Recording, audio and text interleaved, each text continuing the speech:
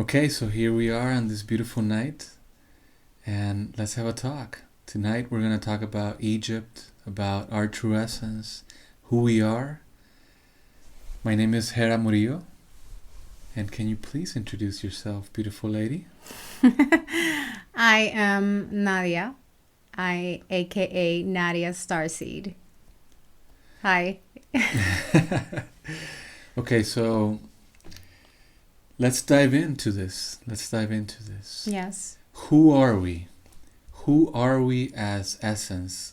What is our essence as human beings? We are cosmic beings. We are made of stars, as Moby says in his song. Like we are, from the stardust. We come from the stars. I feel like we are cosmic beings. And I feel it very deep within because when I see the sky, especially the stars, I just begin to remember that I have a very special blood, or where I come from. It's not where I have been told. That's what I feel. Let's talk a little bit about that. I mean, Mother Earth, we are in the universe. We're literally in the cosmos. Yes. So we are from the cosmos. Yes. That's something that sometimes is not. It's. We believe that we are revolving, but really, we are so many different parts of us. We are in the cosmos. Mother Earth is part of the cosmos. So us human beings, we are from the stars. What does that mean, that we are from the stars? I mean, we are a body, we have souls, we are spirit. What does it mean that we come from the stars? Well, to me, I don't have the holy truth. I am going to talk from my experience and from my experience in my therapies in the Akashic Records and all the sessions that I have had with my consultants. And what I have seen and what I feel is that we are pretty ancient. And also we have all these theories about the indigenous tribes and all the prophecies that are coming through right now in these precious times and the age of Aquarius and all this big awakening that is beginning, all these different energies that are coming through and all these solar flares and all these planets aligning. It's not a coincidence that it's happening all in this time. So everything that's happening inside of us, it's because we are one with all, with the collective, with the human beings, with the stars, with Mother Earth, and also with the past, present, and future, because time is not linear. So we are living in a lot of timelines also at the same time. I know it's really complicated to understand, but it also makes kind of sense, don't you think? Yeah, let's break that down a little bit. I think it's a beautiful point of start on this conversation. Pretty deep though. Yeah, but it's who are we? I mean, who are we? We are born, we live a life. Since we're born, we are told that we have to do this, we have to learn this, and then we have to get married and have kids, and we live a pretty linear life. Mm-hmm. However, you just mentioned something. We are all connected as human beings and also as stellar beings. Mm-hmm. It's interesting how the cosmos and the stars and the constellations, they play a role in who we are. The sun plays a role in who we are. Yes. The moon plays a role in who we are. Mm-hmm. So it is all connected. And it's interesting how we are also, in our beings, our strands of DNA also remind us of who we are. There's more to us. When we are more conscious, when we start integrating our energies. Yes.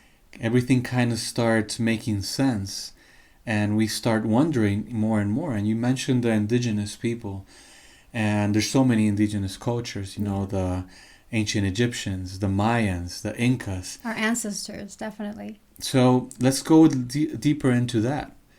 Who we are, we have been told who we are, but we have also learned from our indigenous past that we may have a brighter past. Yes. I mean, a brighter past. Maybe we are more ancient, like you mentioned. So let's dig a little deeper into that. Maybe we have had our ancestors also have stories of how we came to be as humans. Can we go deeper into that? Our ancestors are more, we have to dive into that through our own power. Our ancestors are us also, because it's us in the past lives. It's not only the ones that were before us, it's us too in these fractals. So we are unlocking right now memories, because there is this new wave of energies unlocking these memories of who we are truly from the primal essence and the origins of Earth and all the universes. And we are the universes from the beginning of time. And I feel right now, from my personal experience, connected to Atlantis and Lemuria, these lost civilizations that are weaving right now at the same time with this ancient knowledge of power and love and technology.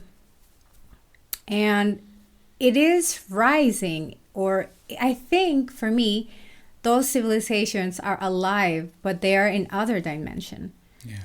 So Egypt right now, I feel very connected to it because I know I had a lot of past lives in Egypt. I see the Sphinx and I feel like she's talking to me. I don't believe the Sphinx it's a man representing a man. It's a lion, sort of like a guardian or a portal that represents Mother Earth. Mm-hmm. Seeing at something or a portal to some other dimensions, or maybe Atlantis or Lemuria, like guarding all this knowledge that's below her or in her paws. So, to structure a little bit this conversation, we have had past lives. Yes. We have been in different parts of a linear past, but at the same time we are living parallel lives. Yes. And that would mean as well that the ancient civilizations are also connected to us in this moment. Mm-hmm. It's beautiful to see the Mayas and the Incas and Kemet, which is Egypt, have so much similarities. That basically lets us understand the wisdom that we have outside and inside us. So with that, beautiful integration, we are unlocking our wisdom by vibing and by elevating our vibration. Yes. Right now. Definitely. So how does all this connect with what we're also developing as, our ancient origins, and at the same time our healing path of what we are as mankind right now? So you mentioned something very interesting about past civilizations, because we don't read about this in history books. Mm-hmm. It's like we've forgotten about this, or maybe we have not had the opportunity, but you cannot really forget because it's in us. Yes. So how do we start awakening this of who we are? And I want to go deeper into who we are, because we have this information inside us. Before we start going into the ancient civilizations, I want to go deeper into how do we unlock this information in us, because we are this. Yes. Well, first, the information is inside of us, and there are a lot of tools to regain or remember all of this power that's inside of us. But first, we have to be conscious about not being distracted about everything that's going on in the world. Everything, it's an illusion. Nothing that's going on is real, first of all. I read something yesterday that every thought is empty. Because if you don't give it an energy or the right energy, it becomes empty either way. So it doesn't exist. You know what I mean? So that's a very complex thing you're saying. But it's pretty simple, you know? So everything it's in the mind. So if you don't give it energy, it doesn't really exist or it doesn't really matter. So we are the creators of what? Of what, or our reality. Okay, so let's start with that. You're saying, and we're saying, that we have the power. We do. Okay, so we are a very complex and beautiful system that has the power to create thoughts, to give energy to thoughts, and those thoughts can become a reality. Yes. And so sometimes we feel we don't have that power because we haven't taken control of our system yet. There could be fear, there could be manipulation. Because there are beings that want us in that state. Fear is good for us to know ourselves in a deeper way. I think fear is good, but not let it out of control. Fear is good for know ourselves in a better way and grow in a spiritual way, in a mental way, in an emotional way, and heal wounds to become a better version of ourselves. But not let an outside system, that's an illusion, to control us, the power that's within us. And that's the cosmic lineage that we have inside of us that comes from these ancient civilizations. Okay, so one of the things that our ancestors have always mentioned is that power that we have within. Yes. So even Jesus said that. That's in the Bible. Of course. And let's begin with some processes on how we regain that power. When we let go of wounds, when we are able to see some of the emotional blockages that have been limiting us, when we're able to see some of the mental blockages and limitations that we have put on ourselves, our family has put on ourselves, society has put on ourselves. And also there is ancestral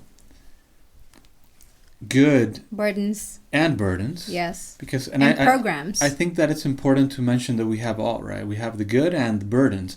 But at the same time, those burdens, if we're able to see them, those wounds, if we're able to see them, those limitations, if we're able to see them, we transform them. We can transform them. So those are first important steps for us to regain our conscious control, our power back. Yes. And start regaining the possibility of us of tapping into this information, right? Yes. All right, that's some of the steps. Second steps is how to amplify our energy field to be able to awaken our dormant energies. And we can go into chakras. We can go into our how do we integrate our chakras? How do we align with our energetic bodies? And those are ways to regain our consciousness and our power in our body, in our mind, and our soul. Well, I want to start by the basic stuff. First is controlling our emotions. I think that's the first step for all of this before all the energetic work to be done. If we control our emotions. But before the emotions, I have been receiving information from the Akashic that we have to heal our physical body first. And we have been attacked so much by radiation, pollution, chemicals in our food, in the air, in the water, everywhere. So we have a lot of parasites in our body. So the system, our biological system, is so perfect that we have to get rid of parasites first. Parasites give us fatigue, give us a foggy brain fog, and a lot of biological and health situations. So first of all, before all of that beautiful energetic stuff, I will begin with the parasitation cleanse. I would do that first. I would recommend that first with a parasite cleansing. Then I will focus on the mental stuff, the emotion. Reading about emotional intelligence and not to be reactive on some stuff, because I know we have triggers and I know we have wounds. So the mental work, it's important before the spiritual work. So I would recommend, as I recommend all my consultants to do that. I didn't recommend the parasite cleansing, but now I do, because I had parasite situation when we came from Panama. I had a trigger in my stomach because of parasites, but it was not because of Panama. It had become because before I hadn't had a parasite cleanse like from a long time ago, so it just got triggered when I came back, and I was not being myself. Mm-hmm. So yes, please, that's important. Do that first, and then, well, the emotions. And now, as you mentioned, the energy work, meditation, grounding, aligning your chakras is important. And also read, inform yourselves. Now there's a lot of information about our lineage, our programming, that we live in a matrix, that we live in a simulation. I know these are complex themes and conspiracy theories, but take what it resonates and leave what it doesn't resonate with you. Well, I want to organize a bit our thoughts. Yes. So I'm scattering. It's at the end, it's important to understand that everything is part. So you mentioned the physical body. Yes. The physical body is important. Working out too, it's important. The physical body Yes. is very important to take it into consideration, because it's our temple. Yes. It's how we interact with the 3D. Yeah. It's how we create. It's how we make action into motion. We experience through the body. So, and our body is a perfect, beautiful entity. Mm-hmm. So the body, the physical body. You mentioned the mental part. Mm-hmm. The mental mind, which is not only located in the brain as it's always thought. The mental energy is very important to have that clarity and start interacting, and as above, so below, and being able to see what is limiting your mind, to see what is triggering your mind, to be able to clarify and to align those thoughts. And there's a lot of tools for that. Meditation, as well as different tools. And then we start talking about the spiritual part. The spiritual part, the alignment of your mission, the alignment of what makes you happy. Yes. The alignment of your purpose. Mm-hmm. So, and we start going into the energetic parts of this, like the chakras and how our spiritual body works, and your energetic body, how is that flowing, and the different parts of that. We will go into that later on. Yes. And in other moments, but I thought it was important that we touched base a little bit on who we are, because everything that we discuss right now is part of who we are. Now, let's go into who we are in our ancestral lineage, who we are in our DNA, who we are in the integration of the cosmos, and why are we here? Yes. So, and that's kind of how we started this conversation. And we have had knowledge from different civilizations. And I feel that everybody it identifies with different parts of who we are in different civilizations. And I think that's important to understand. Why do sometimes we feel that Native Americans resonate with us? Or when we are in the Mayan ruins, we feel that we've been there. Or when we are in Egypt, we feel that we are from that time. Or maybe we are in Hawaii and we feel that. We were in Panama a couple of days ago, and we've resonated with that land as well. That was weeks ago. And let's go into a bit how parts of who we are in our ancestry is activated or we feel it in different parts of the world, and that starts aligning and activating our memory in our DNA, our memory in our emotional field. Can we go into that a bit? Well, there are a lot of theories on why we're here on Earth. Someone says that Earth is a school and we came here to help Mother Earth to ascend, and that we are volunteering to help her raise her consciousness. That's one of them.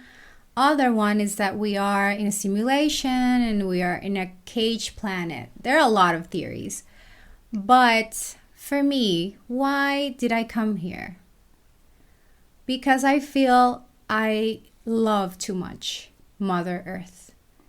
And that I was a part of a special committee or group of volunteers that came and said, hey, I want to go to Earth and help this beautiful planet to regain the love that is missing, or the grid that is missing, or whatever I need to do here as a light worker, as a healer, because I know that I have very special ancestry, and also to help the collective, to help them activate their gifts. I feel that's one of my powers, so to speak. And when you told me that I am very good at channeling, I didn't know what was that.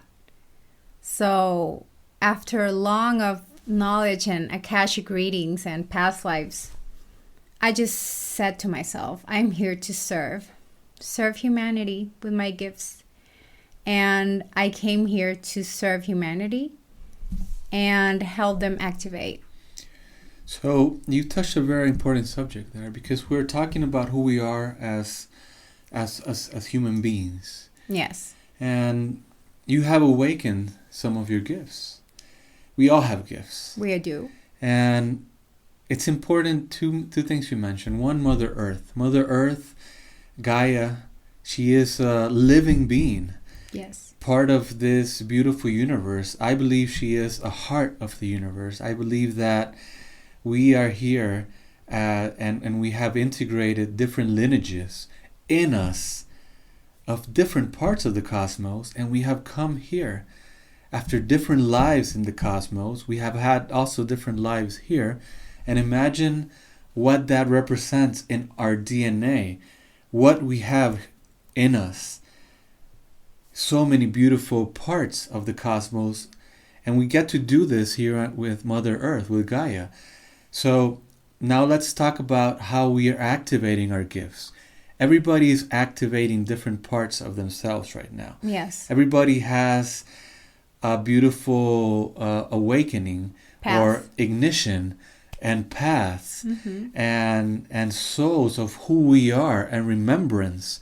So once we start aligning ourselves to this beautiful remembering, yes, we start also awakening in us and igniting in us some of our gifts as a humanity, as a collective, and also as a particulars, because we also, each of us, are bringing something to the table. Yes. Well, it's very simple. You have to listen to your own voice. For example, I love Isis Goddess. I activate something in me when I see her image. By only seeing this image right here. And if I stare at it, something inside me just unlocks. And I have faith because I have the power in me, because I know something is unlocking or activating. Or if you see the stars also, you unlock your gifts, or something activates inside of you by just seeing the stars. Or if you see the Sphinx, she's going to work on you right away by just seeing her and contemplate her. So you just have to listen to your voice on what you resonate with. Or by seeing the Metatron's cube, or sacred geometry, or the seed of life, you know? Let's go a little bit deeper into what you're mentioning right now. Yes. So my button fell.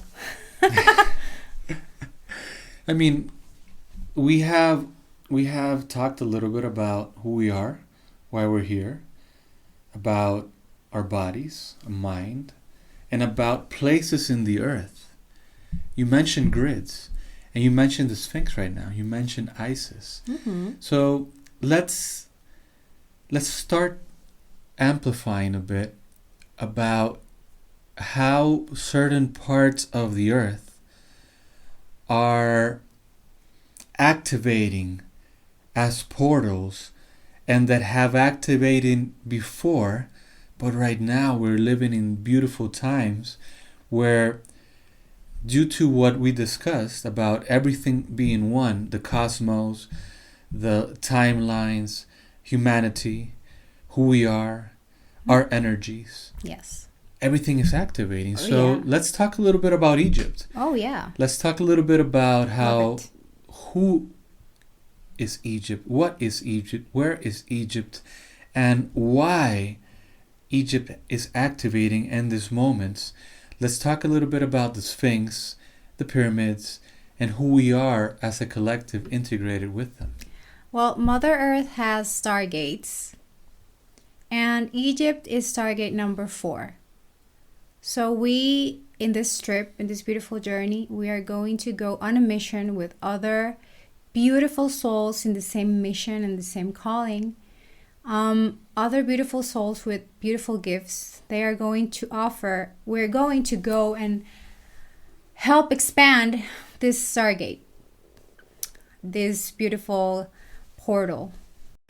That beautiful portal that we were amplifying right now, we are making a beautiful journey there with like-minded souls that have been there before.